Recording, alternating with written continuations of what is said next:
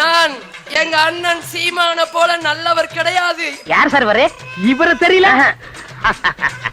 இவரு தெரியலையே. இவர்தான் பிரிட்டிஷ் இளவரசர் சார்லஸ். நான் எங்க அண்ணன் சீமான போல நல்லவர் கிடையாது. கொஞ்சம் சொல்லேன்ப்பா ஏன்னு.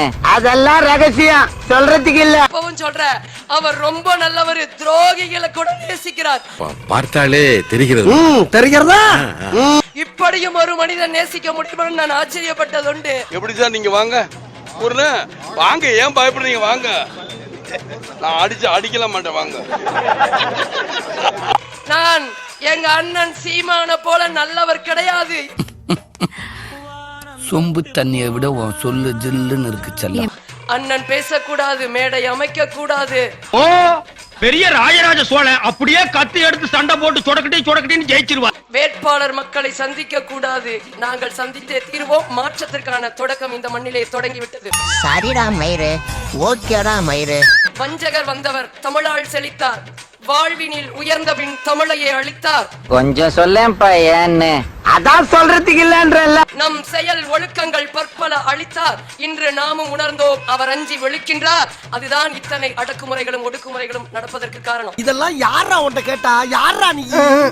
எத்தனை அடக்குமுறைகள் போட்டாலும் நாங்கள் பிரபாகரனுடைய துவக்கிலிருந்து வந்த குண்டுகள். அண்ணன் சீமான் அவர்கள் சொல்வது போல, இடைத்தேர்தல் என்றால் ஆளுங்கட்சி தான் வெல்லும் என்ற உளவியலை மாற்றுங்கள் என்றால் என் மக்கள் மாற்றிவிட்டார்கள் அண்ணா. நெக்கு சிரிப்பே வரல. ஆகவேதான் ஆங்காங்கு நின்று கொண்டு நாங்கள் பரப்புரைக்கு செல்லுகின்ற இடங்களில் எல்லாம் ஒவ்வொருவரும் அவர்களுடைய அன்பையும் வாழ்த்துக்களையும் சொல்லி நம்பிக்கையோடு நில்லுங்கள், கட்டாயம் வெல்லுங்கள் என்று சொல்கிறார்கள். இப்பவும் வந்து காத்து நிற்கிறார்கள். இதுதான் மாற்றம். நான் சொல்லல, நல்ல காமெடி பண்ணுவாப்லன்னு. குறிப்பாக என்னை சொல்லி பைத்தியம் என்றார். மறுபடியும் மூலம் சொல்லுங்க. என்னை சொல்லி பைத்தியம் என்றார். நல்லா தானே சொல்லிக்காரு. அப்புறம் இத வரவேறுங்க. நான் தனிப்பட்டு சீதாலட்சுமியாக இருந்து என்னை சொல்லி இருந்தால் இந்த மயிருக்கு கூட மதிக்க மாட்டேன், போயிருவேன், கடந்து விடுவேன். ஆயிரடி வடக்கு மாற்றி வரைக்கும் போகுது. பைத்தியம் போல பேசிக் கொண்டிருக்கிறார்கள் என்றார். ஏங்க, எவ்வளவு பெரிய வார்த்தை சொல்லிக்காருங்க அவரு. ஆனால் இந்த மண்ணின் மக்களின் சிக்கலை, மண்ணுக்கான தேவையை சட்டமன்றத்தில் ஓங்கி குரல் கொடுப்பதற்காக அண்ணன் சீமான் அவர்களால் நாம் தமிழர் கட்சியினுடைய வேட்பாளராக நிறுத்தப்பட்ட சீதாலட்சுமியை பார்த்து சொல்லிவிட்டார். இது ஒட்டுமொத்த மக்களை சொல்வதாகத்தான் நான் பார்க்கிறேன். போட்டி கொடுத்த, ஈரல் கொடுத்த, நல்லி எலும்பு கொடுத்த, கட்டுமஸ்தான பாடி, இதெல்லாம் கொடுத்த நீ அந்த பாடியில கொஞ்சோண்டு மூளையை வச்சிருக்கலாமேப்பா. மிஸ்டர் சந்திரகுமார், உங்களை பார்த்து கேட்கிற, மக்கள் மன்றத்திலே நீங்களும் வர, நானும் வாங்க. கேள்வி வச்சா உங்களால பதில் சொல்ல முடியுமா? என்னப்பா நீ பைத்தியம்? நீ என்ன வேணாலும் பேசலாம், நாங்க அப்படியா? வாங்க பாத்துக்கலாம்.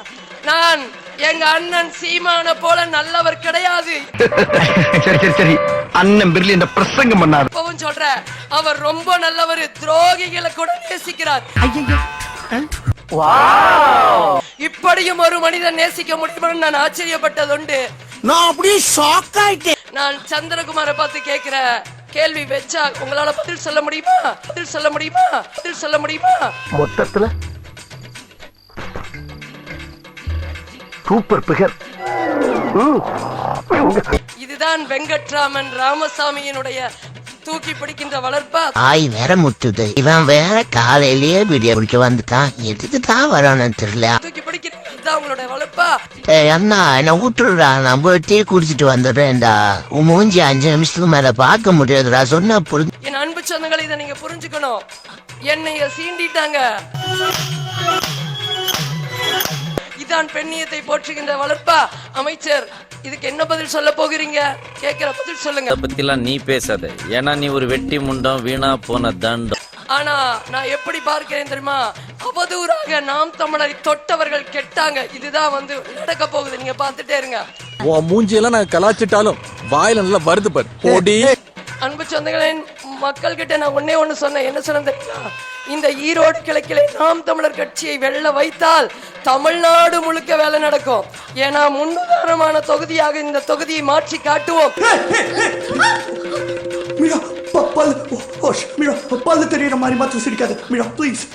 எல்லாத்துக்கும் மாற்றம் செய்ய போற. ஒரு வருஷத்துல உங்களால செய்ய முடியுமான்னு கேக்குறீங்க. ஒரு ஆண்டுக்குள்ள அத்தனை இந்த திட்டங்களையும் செயல்படுத்தி காட்டுவதற்கான திட்டத்தோடு செயல் திட்டத்தோடு இருக்க. இந்த மாதிரி பொண்ணை பெத்த அப்ப நான் நடுத்தூர்ல நிக்க வச்சு முழு சவுக்கால அடிக்கணும்னு சொன்னேன். இல்ல முழு சவுக்கு கிடைக்கல, மாமூல் சவுக்கு தான்.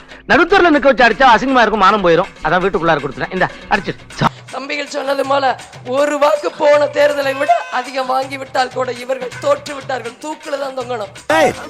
ஏன்டா அதட்டலங்க துக்கம் தொண்டை அடிச்சு பஸ்ட் அவுட் ஆகி வெளியே வருது. அதிகாரம் இல்லாத எளிய பிள்ளைகளுடைய கருத்துக்களுக்கு இவ்வளவு வச்சப்படுறீங்க. அததான் நான் ஆரம்பத்திலே சொன்னேன். அண்ணன் சீமான் அவர்களை கண்டு இவர்களுக்கு பயம். நீ இப்படியே பேசிட்டு மாமா, அப்ப கட்சியை கலைச்சிட வேண்டியது தானா கலைஞ்சிரும். 60 ஆண்டுகளாக நீங்கள் ஒரு நல்ல அரசியலை அடையாளம் காண தவறிவிட்டீர்கள். என்னம்மா நீங்க இப்படி பண்றீங்களாமா? இந்த களத்திலே நீங்கள் வருகின்ற 26க்கான ஒரு தூய அரசியல், அறம் சார்ந்த உயிர்மையினை அரசியல் அமைவதற்கு தொடக்கமாக இந்த ஈரோட்டு மண்ணிலே நாம் தமிழரை வெல்ல வையுங்கள். சூப்பர். மாடு மேய்க்கிறதுக்கு தேவையான 10 பொருத்தமும் பக்காவா இருக்கு. இது ஒரே வாய்ப்பு, கடைசி வாய்ப்பு. இனி இதுக்கப்புறம் இடைத்தேர்தல் வராது. ஏன்னா நீங்க வெல்ல வச்சிருவீங்க. இந்த மாற்றம் பிறந்து விடும் என்ற நம்பிக்கையோடு நான் சொல்றேன். இத புடிங்க. இந்த பொழப்பு பிழைக்கிறதுக்கு என் கூட வந்துருங்க. 3 வேளையை சுடுசோறு சாப்பிடலாம். உண்மையிலுமே சொல்றேன், சத்தியமா சொல்றேன். அண்ணன் ஏர்போர்ட் மூர்த்தி என்ன சொன்னது போலதான் நான் எவங்கிட்ட இதுவரை கெஞ்சி நின்னதே இல்லைங்க. அம்மா தாயே கண்டாரோலி காட்டியே பிச்சை போடுங்க. தம்பி பிச்சை போடுறான். கெஞ்சுவதில்லை பெருமாள் எவர்சை கேட்டினுக்கும் அஞ்சுவதில்லை. மொழியையும் நாட்டையும் ஆளாமல் துஞ்சுவதில்லை. தமிழர் தோல் இருந்தால் எஞ்சுவதில்லை. எவரும் எதிர் நின்றேங்கிற அப்பா அட பாவி உலகமே நாறுதேடா. இந்த வாயை வச்சுட்டு எப்படா நீ வாடுற? பாவலரேடு வரிகள் எனக்கு ரொம்ப பிடிக்கும். இதெல்லாம் பாட்டிக்கு வயசான காலத்துல புரியாதுப்பா. இந்த மண்ணையும் மக்களையும் நேசிக்க தொடங்கிவிட்டேன். நான் சொல்லுகின்ற சொல் செயலாக்கம் பெற வேண்டும் என்றால் அதற்கு அதிகாரம் வேண்டும். ஓஹோ, வெளியில எல்லாம் பிச்சை எடுக்கிறீங்க, இங்க வந்து ஜாமீன் எடுக்கிறீங்களா? அம்மா தாயே கண்டாரோலி காட்டியே பிச்சை போடுங்க. தம்பி பிச்சை போடுறான்.